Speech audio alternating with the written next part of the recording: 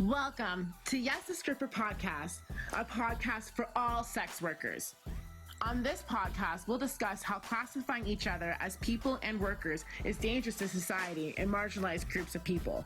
We'll also talk about the climate in and outside of the clubs and all the amazing things us sex workers do. I'm so inspired and in awe with each and every one of you, and I'm always excited for what's going to be shared next. I'm your stripper queen from the north, Onyx, and this is YAS, the Stripper Podcast. My name is Onyx, your host queen from the north. We are almost halfway through the year. Canada Day is just around the corner, and I'm in the middle of packing for my month tour away in Ontario. But before I do go, I wanted to talk about some events that happened to me recently, and what better person to join the conversation than our next guest. They are a reproductive activist, birth worker, sex adjacent, and the host of Dancing Doula Podcast. Everyone, please welcome a very good friend of mine, and I would say my consultant now, Jeanelle. Hello, everybody. Thank you so much Yes. for having me on, Onyx. This is going to be awesome. I'm I so know excited. it's going to be great. Oh my goodness. It was so funny. We had planned to talk a week ago, and I was like, let's do this tomorrow. And then I went to research, and I was like, oh my God, my head. It was just a lot of questions and like information overload. And I really wanted to take the time to do this properly because it's very important to, I'm sure you and both of myself, and with everything that's going on in the world, let's do it right. Totally. I couldn't agree So more. yeah, very excited to get into all this with you. But first, tell our podcast listeners your pronouns. My pronouns are she, her. Amazing. So, for those of you who don't know, Jeanelle and I have known each other for a few years now. We connected at the studio at Radio Fitness. We kind of have similar backstories with addictions and whatnot, which we'll have to get you on another episode to talk about because we have a lot to talk about today, which include everything doula related, miscarriages, and with everything going on in our sister country, let's add on abortion with that. This recording has a lot of meaning for myself as well as I get the chance to talk about my recent pregnancy and miscarriage, which was stressful and traumatic. I haven't really opened up about it to anyone, so I may get emotional today, but as I was saying before, what better person to talk to other than a good friend and an experienced doula such as yourself? So tell Thank us you. what a doula is and why did you become one? Yeah. Oh, I love talking about what doulas are. They're probably one of the most mystified professions out there. But what people don't know, a lot of people don't know, is that being a doula is actually one of the oldest jobs. And it was around before OBGYNs, it was around before midwives, it was around before any birth professional you can think of. There has always been doulas. So historically, the role of a doula was done, it was usually like a grandmother, an auntie, a close family relative, a close family friend, who essentially came in, and it used to be family members because of the way that we used to live. We used to live in with multiple generations in one household. We lived in villages with all of our family.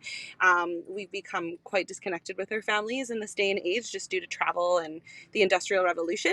But before all that went down, we gave birth with our family around. We saw our siblings and our mothers and our grandmothers, everybody give birth, child rear, take care of children up until adulthood and start the cycle all over again. So doulas were essentially, it was the label that you would essentially put on the family members that helped people give birth. So if we look back into the historical text of the word doula, it actually comes from a Greek term which actually means female servant or female slave. So there is a lot of there's a lot of populations in the birth worker community that don't identify with the word doula due to the fact that it does have ties to that word. I've obviously never really taken a lot of offense to that term, but I can absolutely understand why people wouldn't want to be called doula. So some people do appreciate being called birth worker instead. but yeah, so basically in the historical text, we were we were servants. We helped people give birth. We helped women or people who were birthing to deal with the intensity of contractions. We would go and get people food. We would nurture the person. We would bathe them. We would do whatever they needed to bring this baby earthside. And then afterwards, we would help answer questions about, you know, how to raise this tiny little human that we just pushed out of our body some way or another. So we've always been involved in the family unit. But what happened was, as time went on, birth moved into hospitals. It became a very isolating experience. People were giving birth completely sedated in hospitals, not being conscious at all. The male partner or whoever was the child's other parent was not invited into the birth room. They were left out, and essentially doctors and health professionals had free roam of a person's body while they gave birth. And that got really messed up. And so fast forward to like the 50s, 60s, and 70s with the women's revolution, doula work and home birth specifically was very involved in the women's revolution. Women were taking back their births, choosing where they wanted to give birth, birthing at home, birthing in fields, birthing on communes. It was very hippie in essence. But that's kind of when the new modern version of the doula was birthed, pun intended. So yeah, basically during that time, people decided, hey, let's help educate people while they're giving birth. Let's create a profession, a professional way of training so that we can be prepared for all of the crazy things that happen during birth, and we can hold space for people who are giving birth. And so that's kind of when like the modern day doula was formed. And the idea now is that we are compensated in some way, shape, or form, whether that be financially, or we barter sometimes, or like one time I had a client who was a hairdresser and we just traded. I got my hair done for free and I was her doula. So like I'm open to that kind of stuff too. I'm very anti-capitalist. So however we can not exchange money, I'm always down for. But yeah, so we're essentially, and it's usually expected in this day and age that doulas are trained. There's a multitude of training organizations in the world, but you don't have to be trained to be a doula. The role of a doula is an unregulated profession, so really anybody can call themselves a doula. So you can become certified in some organizations. Some people choose not to do that. I am currently certified and I am trained by an organization called Kappa. But my plan in the next year, because my certification, I've recertified and my certification will lapse next year. So my plan is to actually go and cross train with a really great organization called Capstone Canada, who focuses more on birth and reproductive justice and social justice. So they train you a lot more for dealing with racial disparities and supporting marginalized populations in a birth setting. And that's more what I've been moving towards in my career, especially just given the political climate of today. I just feel like we're needed. We're definitely needed in that space as well. So yeah, that's my long-winded answer of what a doula is. Sorry, you didn't sign on for that. No, we love it. We love it. We love it. What made you become a doula? It was actually, so this is the story that most people have, I feel like, that I talk to, but it was actually after the birth of my own first child. So yeah, I had, and we'll get into this later, but I had gotten pregnant before and I miscarried, and then I got pregnant and was pregnant with my daughter, and I was really excited to like research all of this stuff about pregnancy and birth, and I was planning everything out in my head, and then my birth did not go any way that I thought it was going to go. And I had heard the word, like I've heard about doulas a little bit during that pregnancy, but I didn't really think to get one. I didn't think anything of it. And then after I had my daughter, I was like, I want more. Like I want to keep learning. Like I just feel like I've learned so much. I want to keep going. I don't want this journey to be over. And so I sat with it for a long time. I also really enjoyed breastfeeding, or body feeding, as we like to say now, my kids. And so I thought about maybe going on to be a breastfeeding educator.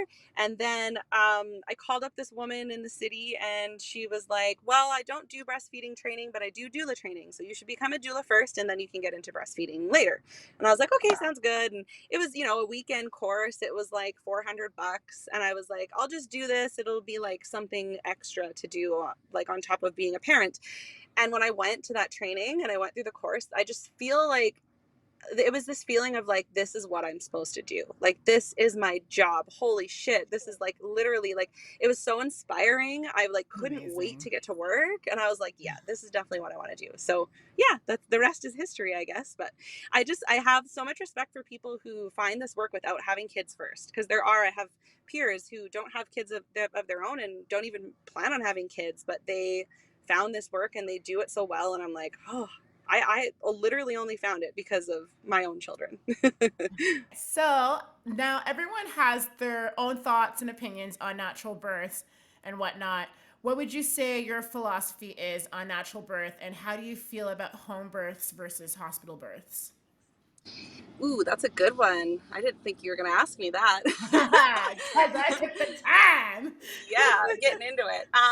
Well, I guess I want to start off by saying I've kind of changed the way I talk about quote unquote natural birth, because myself personally, my personal birth journeys, I had 2 cesareans. They were not planned to be that way. Shit just hit the fan with both. And it was really, really hard for me to kind of comprehend the fact that I had 2 cesareans and I'm a doula and I'm helping people birth babies vaginally. So and a big piece of that I feel like was the idea that the way I gave birth was not natural, right? And I definitely I was like, how can I make it so that like people understand that like giving birth the natural way, and the way I think a lot of people think of natural birth, they think no medication, doing a home birth, like you said.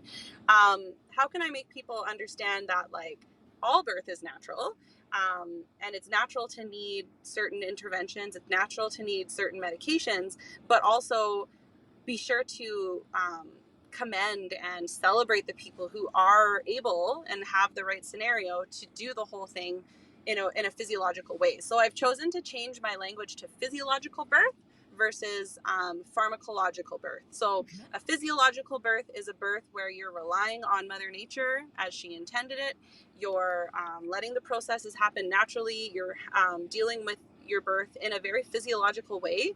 I also consider physiologic to be like if a midwife were to use certain types of herbs, because I definitely think that herbs coming from the ground, a plant that hasn't been altered like pharmaceuticals have, definitely kind of coincides a little better with the physiological part of birth. And then I think of pharmacological births, people who need to be induced, people who need cesareans, people who need medication because the pain is too intense. That's kind of the way I see it. So my philosophy is that every single person who gets pregnant can birth their baby vaginally without medication at home. Every single person. It is certain scenarios that come up that then transfer people into needing medication or needing pharmaceuticals. So for an example, like if you were to get pregnant and you were due and like you're going to have a baby soon, I'm like, I 100% think that you can birth this baby with no drugs at your house, in your living room, wherever the hell you want to do it. But certain scenarios come up where say you've been up for 3 days, right? You have not slept a wink for 3 days because you've been in labor. And that happens a lot. Things like epidurals are a freaking like I don't want to say godsend because I don't want to make I don't like using religious terms anymore. Trying to unlearn from all of that toxic religion I've experienced growing up, but they can literally Next episode. Yeah. But literally, like I've seen epidurals like totally work in the best way you can imagine, and they allowed that person to give birth vaginally, whereas if they didn't have an epidural and they didn't get a few hours of sleep, they were going to need a cesarean because they just didn't have the strength to push their baby out at this point, right? I've also seen the other side of it. I've seen people be like offered an epidural like coffee in a coffee shop. Like, do you need an epidural? Okay, do you want one now? Okay, do you want one now? Okay, do you want one now? And it's like, shut up, I will tell you when I want one, right? And so like it's hard to say no, and then you say yes, and then it ends up like derailing your whole birth plan. So I've seen the good, the bad, and the ugly, and I do truly feel that people are strong. Humans are fucking strong, and we can totally give birth without the assistance of the medical facilities and the medical tools, as long as everything goes the way it's supposed to go, right? But emergencies are there, and high risk happens, and for those people, like being in the hospital or having any of these tools is really, really great. Do I think that the term high risk is labeled too often? Yes, absolutely. I think way too many people are labeled high risk. For an example, if you're over 35, you're considered what they call advanced maternal age, and some doctors would consider you high risk. I'm like, there's literally nothing that puts you in a higher risk than somebody who's 20. But because of your age and because of old data from the 1940s, they're going to call you high risk, right? I'm like, that's bullshit. Do I think that people are misguided when they're low risk? Absolutely. People who are low risk, who have no complications, are sent straight to a specialist to birth their baby. And that's not going to help, because those people are going to start using tools that they probably don't need to make their job easier, instead of working with you and working with your body and working with the physiology of birth. So I think a lot more people need to consider giving birth at home with a midwife. But I also recognize that there are some people that it doesn't suit their needs. And I've been to a lot of situations where people start off giving birth at home and they need drugs and they go to the hospital and they get them. Everybody thinks it's like some crazy emergency that you've got to transfer to the hospital in the middle. It's really not that big of a deal. Like, it's hard. You have to go through a really uncomfortable car ride to the hospital. And there are definitely emergencies where that's scary for sure. But most of the time it's literally like, okay, things aren't happening and you're getting tired, so let's just go in, get some drugs, sleep for a bit, and then push your baby out. You know what I mean? Like, it's not. I think there's just too much fear at the end of the day. Yes. People are scared of birth, and it's fear of the unknown. Not many people can say that they watched a birth before they birthed their own babies, and that's a problem. We all need to see more birth. Just to add on to that, because I know I believe in, what did you call it, physiological birth. I believe in all that, but I don't know if I could go through that pain. So how many of your clients who do aim to go for the physiological birth end up doing so? Not as many as you'd think, right? Like I said, I've been to a lot of transfer situations where they start off and everything's going really well and they stay at home until things get wild, or like you said, the pain's too intense or they're exhausted. There are some scenarios that can come up too that just make birthing a baby harder. Like if your baby was in a weird position, even if their head's down, but like their head's shifted in a funny way, it can make other parts of your body hurt. It can make things more intense. And in those scenarios, like, epidurals are awesome, like really awesome. So yeah, a good chunk of them do transfer. I will say that. The other thing too is some people, like, I have a lot of clients that are like, if I need an epidural, I need one. I'm going to try not to have one, but if I need one, whatever, right? Our epidural rate in our hospitals in Edmonton right now is between 90 and 95%. So 90 and 95% of people who walk into the hospital will have an epidural. So I think the biggest thing with people who don't want an epidural is you've got to birth at home, because your stats are not looking good as soon as you go into the hospital, But that's the thing, like you say, like, I don't know if I can handle the pain. And that's because that's what you've been told so often, right? Like, that's what everybody is told. Look at the movies we watch and the TV shows we watch. It looks like a fucking nightmare.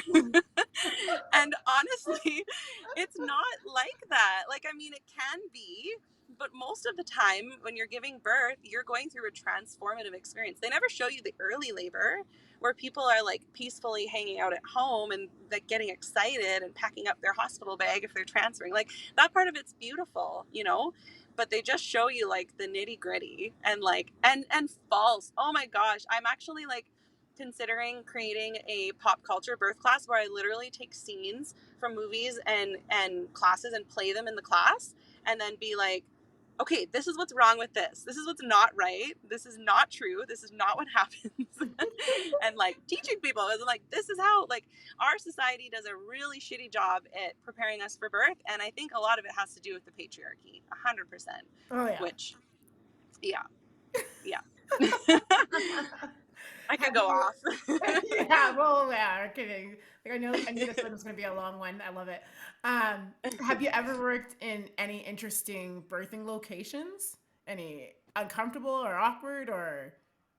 I definitely can think of one scenario that I'll mention. It wasn't in an awkward place. It was, so this is the thing, birth and sex, so related. Like, they literally are the same systems in our body. The same exact chemicals it takes to create a contraction, it takes to have an orgasm. Right. Like, sit with that for a minute. Like, Yep. and we shun people for being sexual and being naked and whatever during birth. I'm like, these are the same fucking things, like the same things. So, and like now where I've come, like I've been a doula I'm going on 7 years now. So I've been doing this a long time and I'm very comfortable with that now. But when I first became a doula, I was like slowly trying to like become comfortable with the idea of sex and birth being intertwined. So I had this client, it was the very first home birth I ever attended. So I was a baby doula, I like to call myself. And she expressed to me while we were doing a prenatal that she read the book Orgasmic Birth, which is the idea that you can have an orgasm when you birth a baby. It happens, crazy as it sounds, it fucking happens. And she's like, I want to have an orgasmic birth. So I'm going to use masturbation and sex and all of this in my birth. And I was like, cool. Left her house and was like, oh my God, what am I going to do? This is going to be so weird. Oh my God. Like, I was panicking.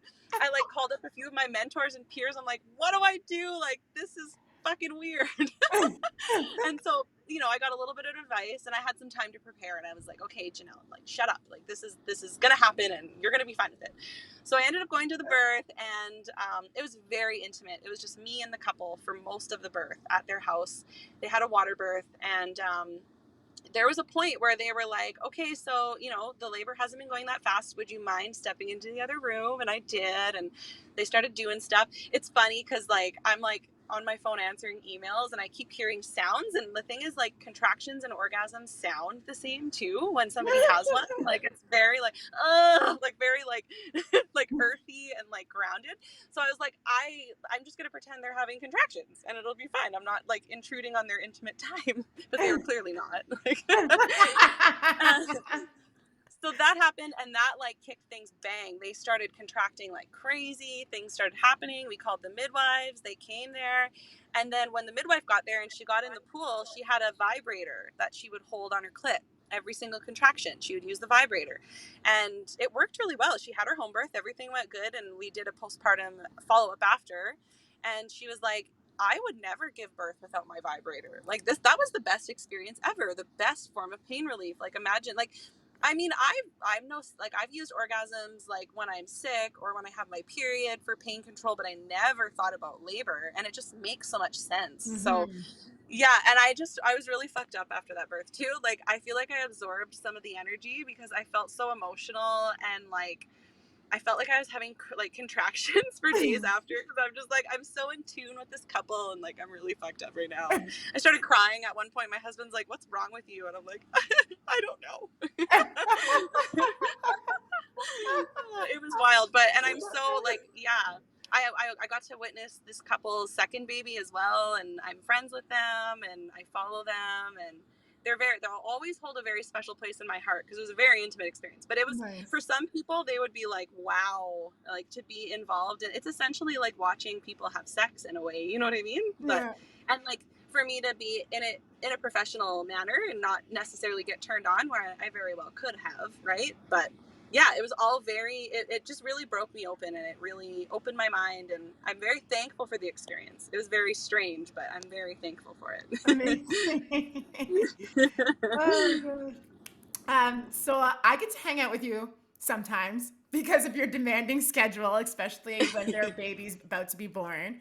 It's like 1 minute you're here and then the next you're gone.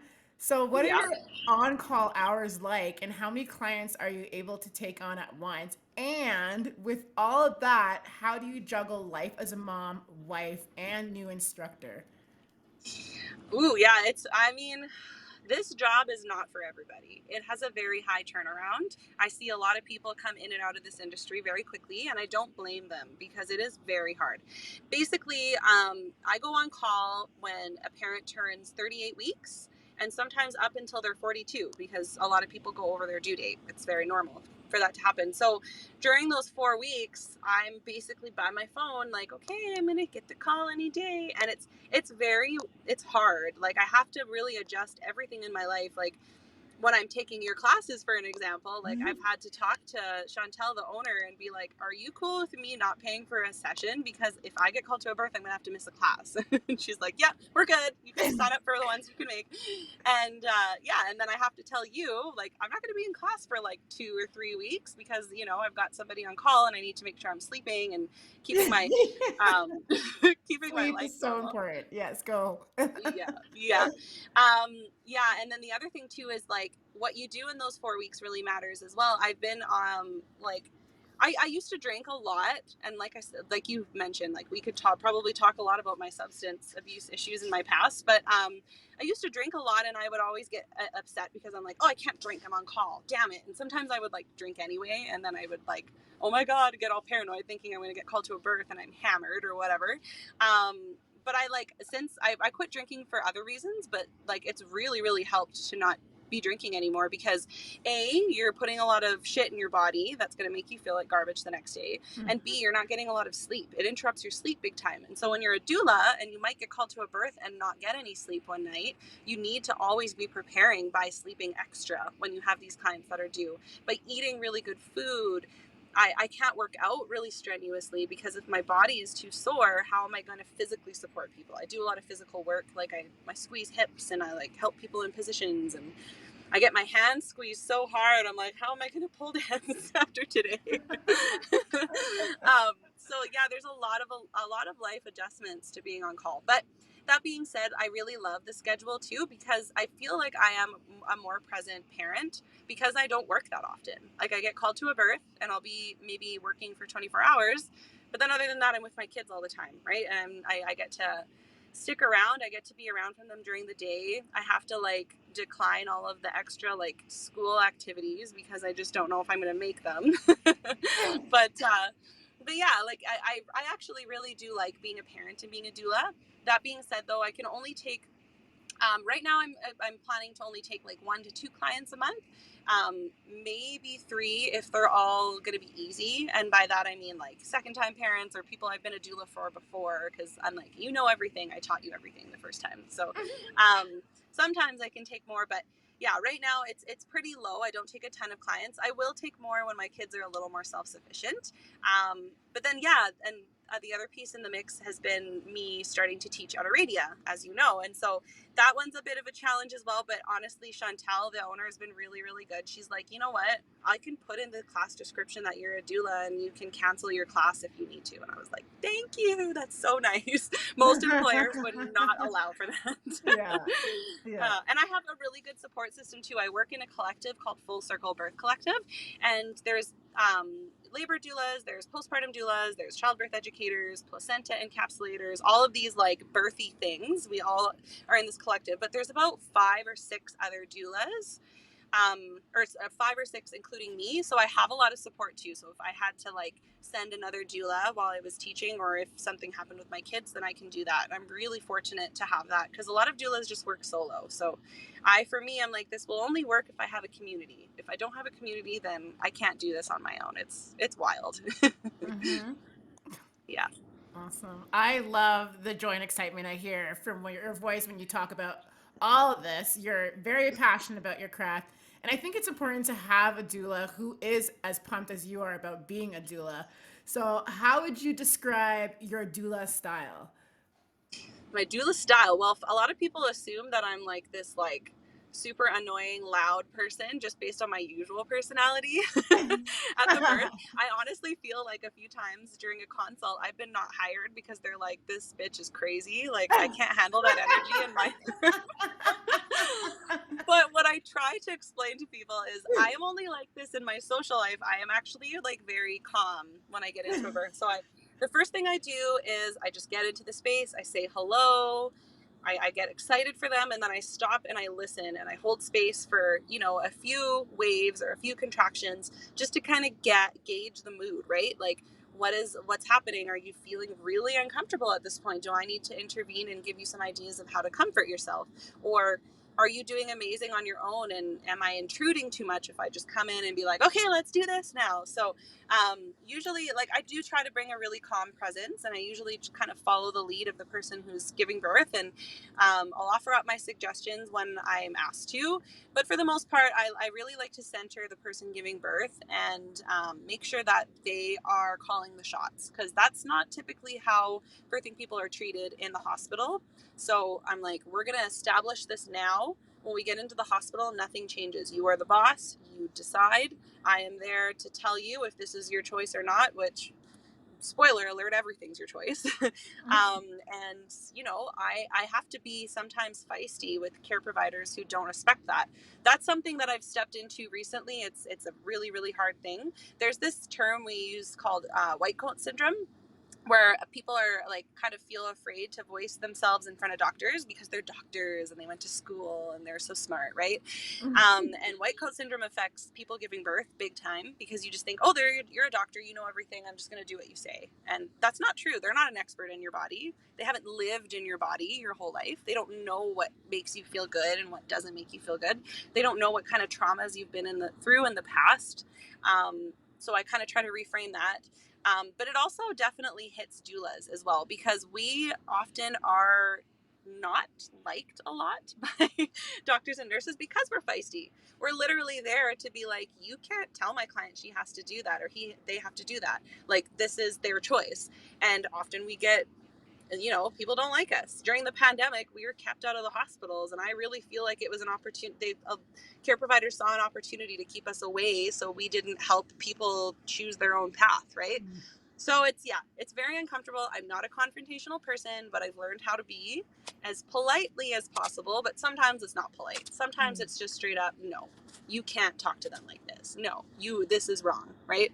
I've been through a lot of hiccups, though, in the process. I've seen a lot of trauma unfold with care providers, and I've stood back and not said anything. And where I am in my experience and in my life and in my career, I'm like, I can't do that ever again. I have to be that person that not saves the person, because I don't want to seem like I have a savior complex, but just reminds that person of their power, right? And stands my ground. So that's where I am now with I guess that's my style. I'm feisty, but I'm also grounded. Yeah, I love it.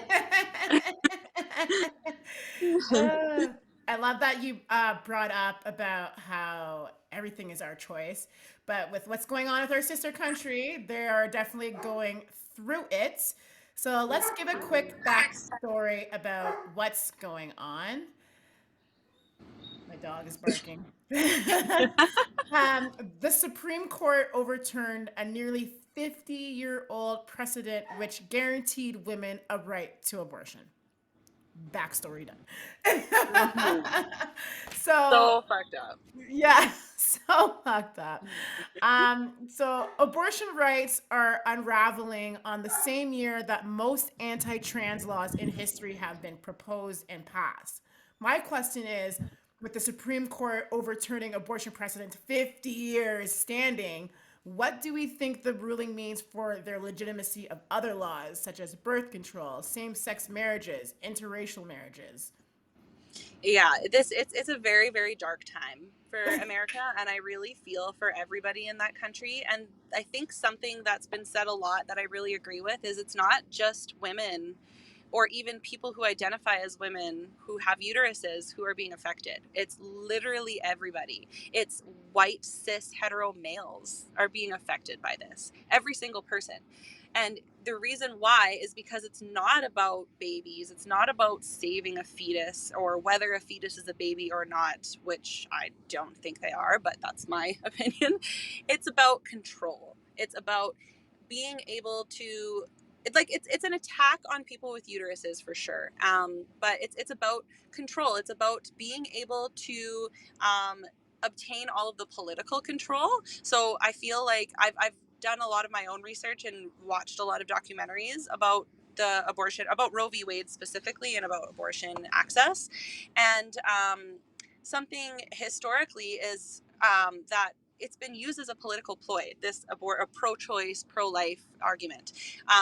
It's never been something that should be in the government's hands. This is a bodily autonomy thing, but throughout history, a lot of people who are Christian, right-wing, very conservative minded, you know, they for whatever reason think it's murder. I've actually seen people quote parts of the Bible that actually justify having an abortion, so I don't buy that shit either. But we all know the Bible is up for interpretation at the end of the day, and it's just a fucking book. But anyway, apologies and trigger warning for anybody who considers themselves religious. I'm not being very kind, but like I said, my own religious trauma coming out. um, but so if you look historically at, for an example, the presidents of the United States, many of the presidents throughout time have actually started off their presidency or their campaign being pro-choice, not having an opinion. And it's almost like it's a requirement of the right wing, conservative, Republican, wherever you're at, whatever country you're in,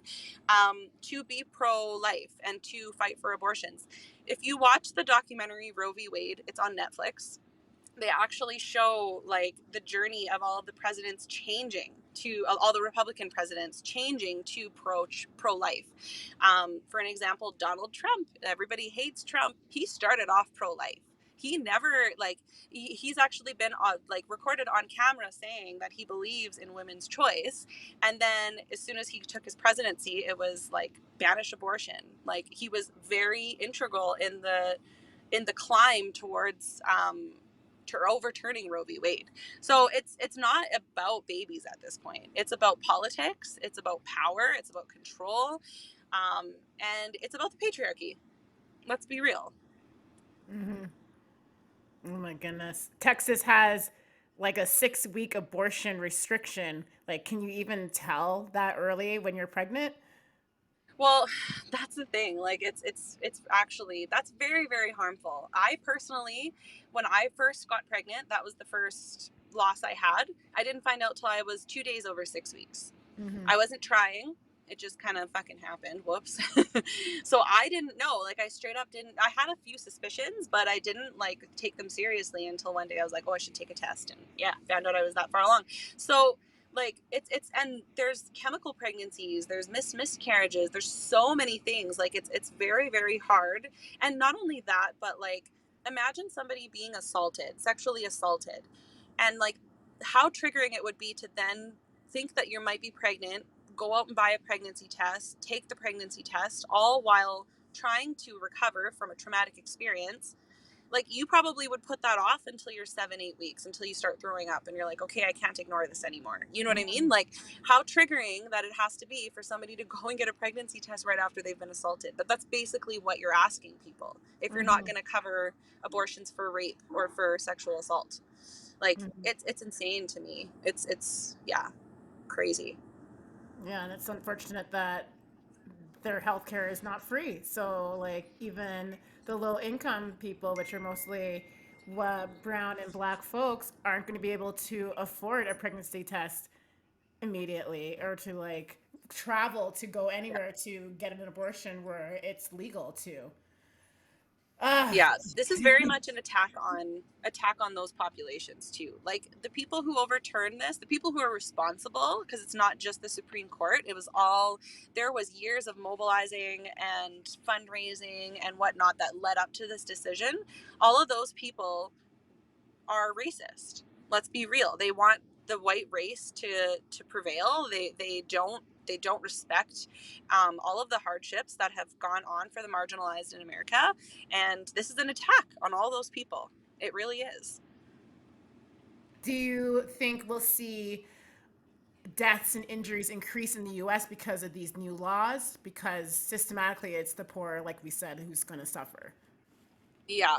Oh, absolutely. I think that what's going to happen is people are going to get abortions whether they're legal or not. So what's going to happen is if they can't get a medical abortion in the hospital, they're going to take matters into their own hands. Some people might not have access to the education, because abortions can absolutely happen in your home as well. But a lot of people don't have access or resources to the healthy, safe ways in which you can do this at home. So they're going to take matters into their own hands. They're going to use tools that are not safe, and they're going to suffer. They might die in the process. And that's what's really scary, is that these people are going to get abortions whether you make them legal or illegal. It's the same thing as drinking. drinking was illegal for a really long time too. Do you think that stopped people from drinking? Like it's gonna happen, and they're what they've done is they have not outlawed abortions, they've outlawed safe abortions, and that's what's really scary. I do follow a lot of accounts who are trying to do what they can to bring education to people who wouldn't otherwise be able to access that, on how to medically abort a baby yourself, like through medications you would order through the mail and stuff like that.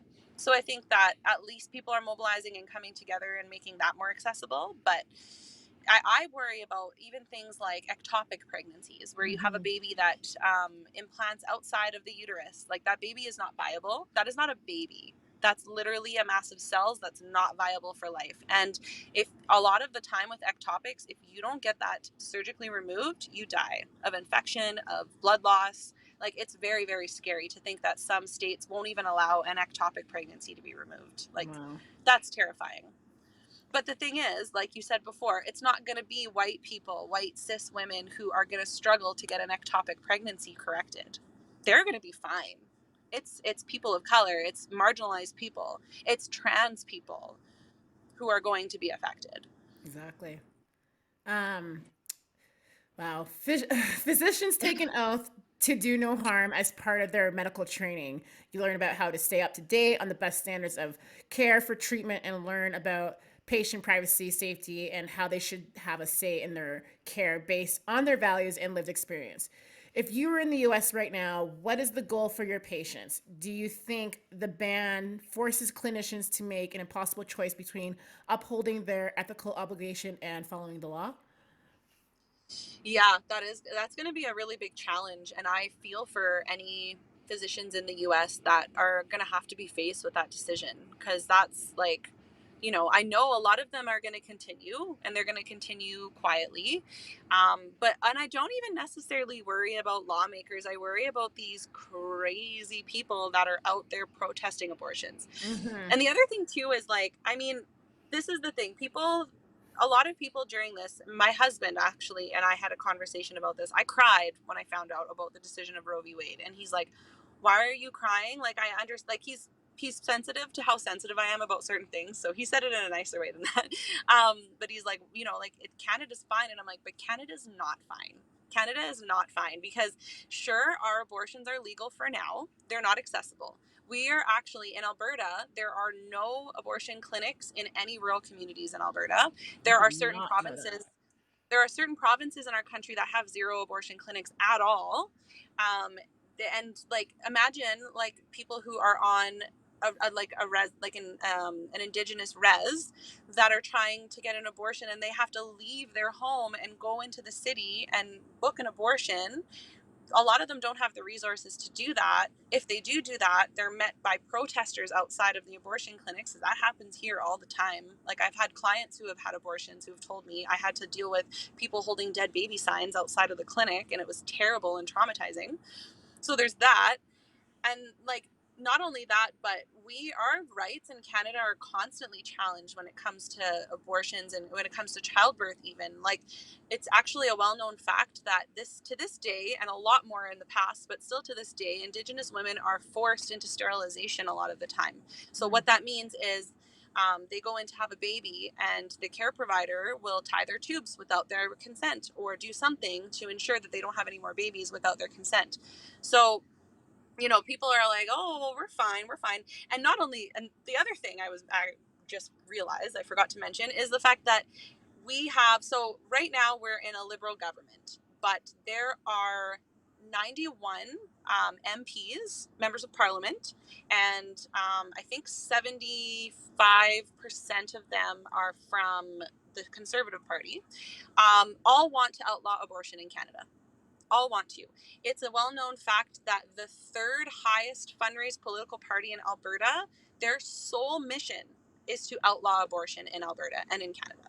Like, we're not out of this fight. Like, we're just as in danger as Americans are. And so that's why I say to people, like, we need to be out there, we need to be mobilizing, we need to be protesting, we need to be writing our MPs, because we can't let that happen here. Like, just because Justin Trudeau puts on a happy face and says it's fine, everyone's going to be fine, we're going to fight for abortion. Well, guess what, dude? You might not be in office for long, and as soon as it's a conservative government, we need to be very scared, very scared.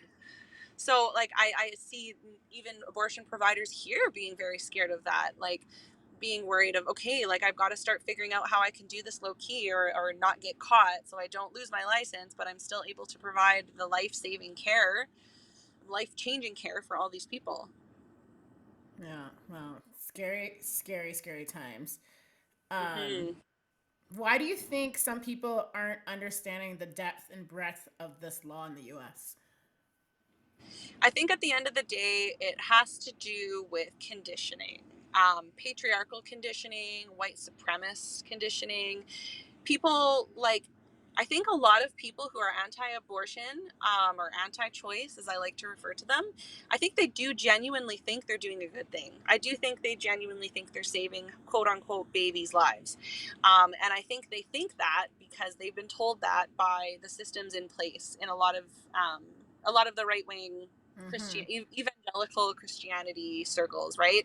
So I think that the lawmakers, the people who really mobilize, the men, the people without uteruses that have no fucking say in any of this, have done a good job at fear mongering and scaring people and making people think that we're committing mass murders.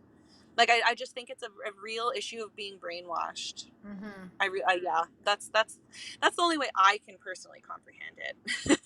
But still, I'm like, yeah, it makes no sense to me. It seems so bizarre. It seems like Yeah. this isn't even real.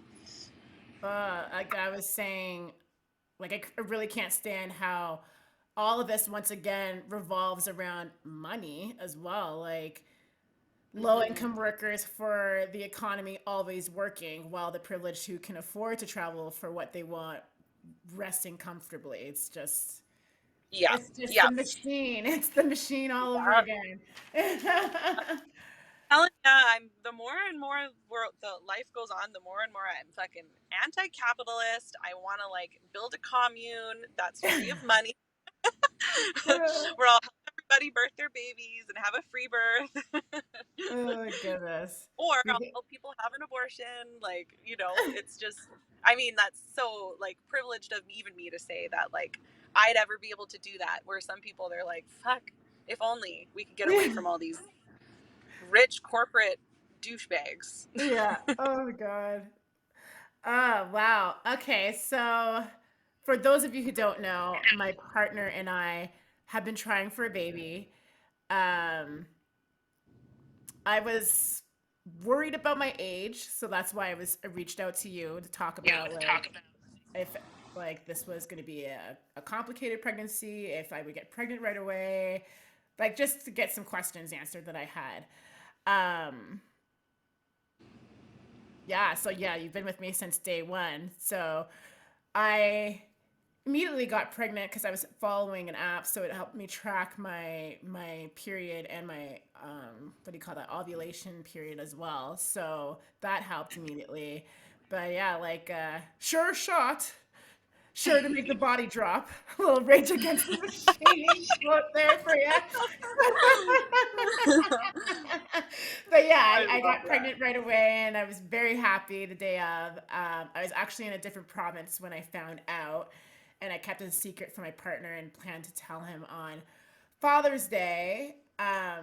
Bought a cute little Florida Panther jersey onesie to surprise him with. And it's his favorite hockey team. So yeah, about week 6, I was at my in-laws and I just felt some weird cramping, and I felt my hands get clammy. I was dizzy, but all really short, so I didn't think anything of it other than like sweaty hands. I thought that was very weird. So I just got up to go to the washroom, and then I wiped myself, and there was a lot of blood. Nothing like spotting would be, and that was cause for concern for me. And I was immediately rushed to the hospital And unfortunately, the ER there was understaffed, so I waited there for about 3 hours. And feeling like things had cleared up, I went to go check on myself, and like the bleeding had stopped a little bit. So I thought, I could be out of the woods. So I wiped my tears, I blew my nose, and right then, that's when I knew that little perfect ball came right out of me. And trigger warning for those of you that are listening to this, I was just in hysterical shock. I just dropped to the ground with my pants on the floor, just staring at this perfect circle, like, and then it just deflated. So, and then I locked the door and I just was hysterically on the floor crying for about 30 minutes before someone came to grab me and get everything all cleaned up. But it was just a very, very stressful time. And while I was doing the writing of like just reliving it, brought up some emotions again. And it's just, at first I felt like it was just a dream, like it never really happened, and I just wanted to like continue with life as is and go back to normal. But every time like there's children around or talking about it as if I don't really know what to say because I don't want to talk about it, it's not uncomfortable for me. It's just like I don't want to relive the experience again. And yeah. But I'm sharing I'm it with so you guys all sorry. today because it just seemed like a perfect time to do so. And I know there's listeners out there that can relate to my experience as well as yourself. I mean, I was calling you the entire time, like, what do I do? What about this? What about that? And I appreciate you so much for being there for me and that time of need because yeah, for a little while Tim wasn't even in New Brunswick and he had flown up on Friday anyways to come see me, so that also helped. But yeah, your support meant a lot to me, so I really appreciate that. Oh, it's my pleasure. Yeah. I mean, I've told you, I've been through it as well. I went through it twice. It's once before each child, and it's really fucked up every time. Like, it's funny because the second time was a lot worse. Like, I almost needed a D&C, which is an abortion procedure. So this whole Roe v. Wade thing has hit different for me as well, because I just can't imagine. I mean, I'm very lucky. Like, literally within an hour of needing the surgery, my body did what it needed to do. So like I almost had it. I was like literally in a gown waiting to go in for the surgery. So to think that there was a chance that I wouldn't have even had that opportunity to do that is really scary. But that's besides the point. I thought that after the first one, I was like thinking, oh, this would never happen to me again, so I don't ever have to worry about it. And you'd think that it's one of those things that every time it happens, it gets easier. It doesn't. It doesn't. It's the hardest thing that I've ever had to go through. I'm sure a lot of people, yourself included, would agree. It's one of the hardest things you've ever had to go through, and it's so taboo and stigmatized still to this day in our society. I remember when you reached out and you said like, is there anything that anybody like I could have done? Is there anything I could have done to do like earlier on? And that statement in itself is something that every single person I feel like goes through at some point. It was something I did. It was something I ate. It was something I did an activity I wasn't supposed to do. I did this, I did that. I didn't get prenatal care early enough or whatever. For me, it was, I exercised too early. So during my pregnancies, I was super sedentary in the first trimester because I thought I exercised and that's why I had a loss. Like it's really, really shitty. But what's even more shitty is the fact that people don't understand how common it is, how actually quite normal miscarriage is. It doesn't devalue it. It doesn't make it any less harder. But it's a super normal, super common, super physiological thing to go through. Basically, our bodies have viable eggs and non-viable eggs. And some months you shoot out viable eggs and some months you shoot out non-viable eggs. It's literally like kind of like Mother Nature's selection deciding, okay, this life is not suitable for the outside world, so we're going to finish this now instead of having this child be born with so many disabilities that their quality of life would be garbage. but a lot of us go in thinking it was something I did. For me, and this is something that I don't share with a lot of people, but I'm going to say it today. My first loss, I didn't know I was pregnant, as I mentioned earlier, and I was doing drugs. And so I kept thinking, it's because I did drugs. I'm a terrible person. I'm going to be a terrible mom. Like, not understanding that, no, like that unfortunately that life was never suitable to make it any further than it did. And that's just the nature of things. And so I blame myself for a long time. And it wasn't until I was pregnant with my second child, I'd gone through my second loss, and I went to go visit my midwife. And I told her immediately when I walked in, I was like, yeah, because she knew I was pregnant. I had messaged her as soon as I got pregnant, and she knew I went through the loss. And so she brought it up right when I got in and said, I'm really, really sorry for what happened. I'm sorry that, I didn't get to see you because we hadn't even met yet at that point. And I was like, well, I did this. I think it was like, well, I had ginger, and you're not supposed to have ginger. Ginger's bad for babies. And she's like, stop it. Seriously, stop it. She's like, nothing you did caused that loss. You need to take the guilt away from yourself. This was something completely out of your control. This is just the way it was meant to happen. And that was incredibly validating. And it really stuck with me. And it's something that I've carried forward now. That's my biggest thing with people who have losses. And I speak to a lot of people with losses. My second loss, I had announced because it was late, it was 13 weeks. I had announced the pregnancy already all over social media. So I had to do that real awkward, well, not pregnant anymore post. And I was like, the way I saw it, I'm like, I have a couple ways. I can just ignore it, and then, people will eventually get it, right? But I didn't want to deal with people saying congratulations in public and then having to be like, actually, so I'm like, no, I'm going to rip the Band-Aid off. Made a big post saying that I had a loss. And I kid you not, I must have had like 30 private messages from people saying, you are so brave. I've had a loss too, and I was never brave enough to share. I felt uncomfortable. Hearing you say this just makes me feel less broken. And I'm like, holy fuck. I can't believe we live in this world where people, I understand why people hide it. It is a very, very private thing to go through, and I respect that. But also, I can't believe we live in a world where we're not prepared for this. You know what I mean? We're not prepared for the likelihood. 1 in 4 of us lose babies. 1 in 4. That's a massive statistic. And that's just like of known pregnancies. Then we have chemical pregnancies where you get your period 5 days late and you have no idea you were pregnant, but really it's not your period. It's actually technically a loss. Like, we don't even count those. Like, the statistics is probably way higher, but yet people think they are broken. They don't work because this happened to them, and it doesn't happen to anybody. So that's my biggest goal when it comes to people who lose babies, is reminding them this is a normal thing. It's so shitty. It's so hard. You need to grieve, absolutely, but it is actually very common and nothing that you should consider abnormal. Like, you're not broken. You're not broken. Thank you for that. Really appreciate it. All of your good words, all of your good answers for everything, all of this. It's time for some rapid fire Q&A. Let's begin the 4-for-1. So, if you were to go anywhere in the world, where would you go and why? That's a tricky one. I think my first answer is going to be Australia. That's the top of my list. And I want to go to Australia, because the weather is just so enticing. I follow people from Australia and I'm so jealous of their beautiful weather. I know there's some very deadly creatures that are there, but I could deal like with all that 7 for of them. nice. Yeah.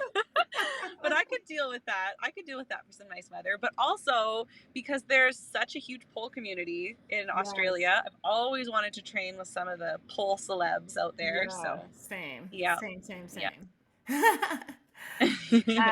Yeah. What is your favorite food on the barbecue? On the barbecue, steak for sure. Yeah. I like me a nice medium rare steak, nice and bloody. Trigger warning for anybody who's a vegan. Oh my goodness. And finally, last question. If you were to take, actually, I'll ask you this one. What would your superpower be and why? I always ask people, I used to ask people this on my podcast all the time, but I don't know what the hell I would answer myself. I would say I would like to be, it would be a toss-up between being able to predict the future and being telepathic. So like being able to read people's thoughts. That's what telepathic is, right? Yeah. That's reading thoughts. Yeah. I always get that one mixed up with telekinesis, where you can move Yes, things. moving objects. But yeah, I would like to be able to predict the future, because I feel like I would be fucking rich, because, you know, I just play the stocks and like make so much money and give all my money away to people who need it. Or yeah, reading people's minds. But I feel like reading people's minds is second, because some thoughts I feel like I don't have any business hearing. You know what I mean? Some things I would love to know, but other times I'm like, no, I don't need to hear that. Like, you know, what if I like listened to my parents' thoughts and they were talking about like having sex the night before? I don't want to hear that shit.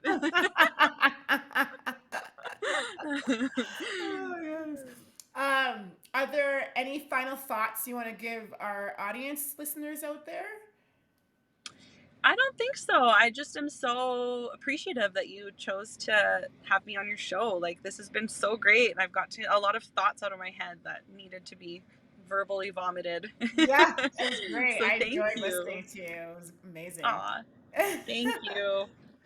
Yep. Do you want to give us any of your handles that we can find you on, like your podcast handles, social media handles, Twitter, all that jazz?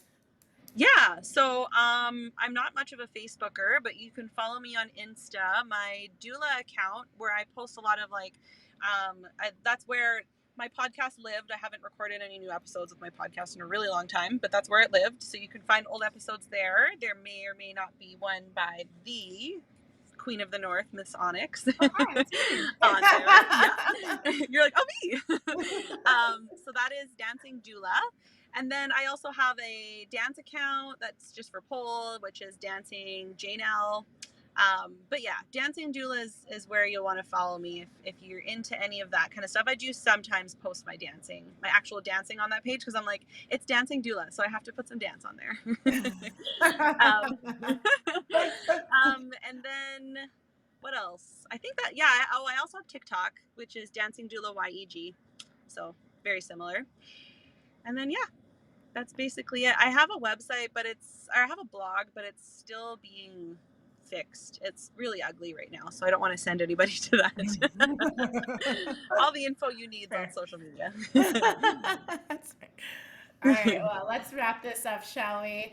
If any of you listeners out there are enjoying what you're hearing, kindly go to our website, YASAstripperpodcast.com, and find those donation buttons, because this is a listener-funded podcast where we can actually pay our guests and the hosts, and it will go a long way to bring in even more special guests, maybe people that you may request someday. So yeah, head on over to our website, YASAstripperpodcast.com, find those donation buttons, and give us all your money. In the meantime, I will bid you all adieu, and check on those episodes that will be coming. I guess Jeanelle's episode, we're on break right now, so you'll be seeing this one in August. All right then. It was good chatting with you, Jeanelle. Thank you for listening. This has been a production with Period Podcast Network. You can follow us on Instagram at Period Podcast Network, also at Yes a Stripper Podcast. We are on Twitter at Yes a Stripper Pod. If you like what you heard today, please remember to subscribe or check out our sponsor, Xpol USA. Just follow the link below in the description, or go to bit.ly/xpolyas.